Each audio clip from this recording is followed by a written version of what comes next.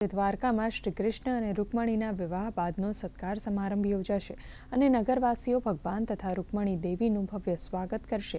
લગ્ન બાદ નીકળતી શોભાયાત્રાનું ગાંધવી, લાંબા, ભોગાત તથા કુરંગા ખાતે સ્વાગત બાદ દ્વારકા નગરીમાં આગમન થતાં હાથી ગેટ ખાતે વિવિધ સમાજ દ્વારા પણ સ્વાગત કરવામાં આવશે, જેના માટે કલેક્ટર રાજેશ તન્નાએ વધુ વિગતો આપી હતી।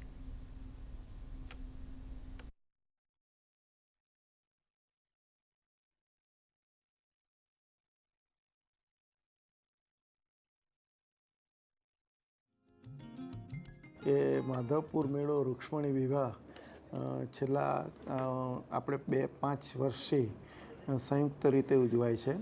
માધવપુર ખાતે ભગવાન રૂક્ષ્મણી વિવાહ પતી જાય, દ્વારકાધીશ અને રૂક્ષ્મણીજીના વિવાહ પછી છેલ્લે દિવસે ત્યાં પ્રોગ્રામ પત્યા પછી લગ્ન થયા પછી જાન અહીંયા દ્વારકા આવે છે અને આ દિવસે આપણે 31મી માર્ચે આ કાર્યક્રમ રાખેલો છે।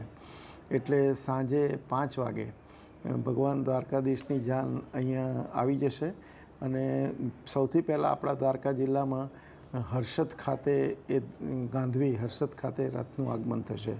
ત્યાં એનું આપણે ઢોલ નગારા સાથે સામૈયું કરીશું, પછી લાંબા અને ભોગાત ખાતે એનું સામૈયું થશે ને ત્યારબાદ પછી આપણા અહીંયા હાથી દ્વારકા ખાતે જાન આવશે અને દ્વારકા ખાતે હાથી ગેટ ખાતે એનું આપણે પરંપરાગત રીતે સમગ્ર દ્વારકા શહેરીજનો દ્વારા એનું સ્વાગત કરવામાં આવશે।